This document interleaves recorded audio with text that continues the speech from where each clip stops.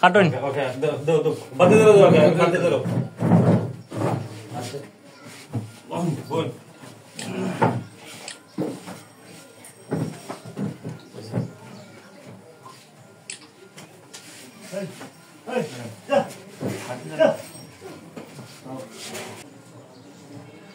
পত্রিকার তৃতীয় প্রতিষ্ঠা বার্ষিকী উপলক্ষে উপস্থিত সুনামগঞ্জ জেলা থেকে আগত বিভিন্ন সাংবাদিক ও মানবাধিকার কর্মীবৃন্দ সবাইকে আমার লাল গোলাপের শুভেচ্ছা। আজকে বহুল প্রচলিত দৈনিক মুক্তির লড়াই পত্রিকার তৃতীয় প্রতিষ্ঠা বার্ষিকী উপলক্ষে সুনামগঞ্জ কালীপুরস্থ জেলা প্রতিনিধির কার্যালয়ে কেক কাটা অনুষ্ঠানে অতিথি হিসেবে উপস্থিত আছেন এম তাজুল ইসলাম তারেক, দৈনিক মুক্তির লড়াইয়ের জেলা প্রতিনিধি, ও আরও উপস্থিত আছেন জনাব আব্দুল হক, সহসভাপতি আইন সহায়তা ফাউন্ডেশন আসক সুনামগঞ্জ। আরও উপস্থিত আছেন ফরিদ আলী, যুগ্ম সাধারণ সম্পাদক আইন সহায়তা ফাউন্ডেশন আসক সুনামগঞ্জ জেলা।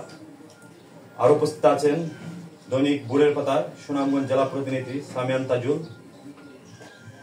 নুমান হাসান খান, জেলা প্রতিনিধি আই বার্তা, ফাহিম আহমদ, সদর উপজেলা প্রতিনিধি দৈনিক মুক্তির লড়াই।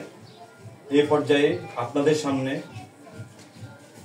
কেক কাটা অনুষ্ঠানে সংক্ষিপ্ত বক্তব্য রাখবেন এম তাজুল ইসলাম তারেক, জেলা প্রতিনিধি দৈনিক মুক্তির লড়াই। আসসালামু আলাইকুম। মুক্তিযুদ্ধের চেতনা বাস্তবায়নে দৈনিক মুক্তির লড়াই পত্রিকার প্রতিষ্ঠা বার্ষিকী আজকের এই অনুষ্ঠানে অতিথিবৃন্দকে এবং কেক কাটা অনুষ্ঠানে সবাইকে জানাচ্ছি মুজিবীয় শুভেচ্ছা এবং অভিনন্দন।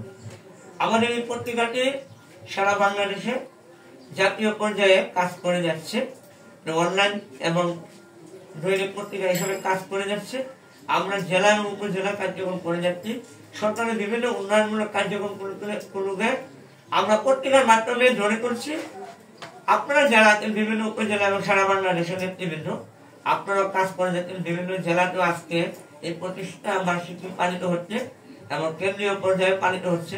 আমরা সুনামগঞ্জ জেলায় এই অনুষ্ঠান বাস্তবায়ন করছি। আপনারা যারা এখানে উপস্থিত হয়েছেন, আমাদের আব্দুল হক সাহেব, উনি একজন সুন্দর একজন মনের মানুষ। উনি আইন সহায়তা ফাউন্ডেশন আন্তর্জাতিক মানবাধিকার সংস্থার জেলা কমিটির সিনিয়র সহসভাপতি আছেন। আমাদের যুগ্ম সাধারণ সম্পাদক আইন সহায়তা ফাউন্ডেশন জনাব ফরিদ আলী সাহেব, উনিও এই কমিটির সহসভাপতি যুগ্ম সাধারণ সম্পাদক। উপস্থিত আছেন আমাদের আনন্দ টিভি ইমরান সাহেব, উপস্থিত আছেন নুমান সাহেব এবং বিভিন্ন ব্যক্তিবৃন্দ।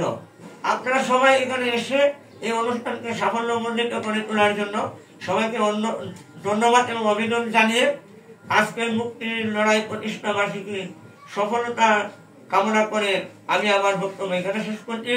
আল্লাহ হাফেজ, জয় বাংলা।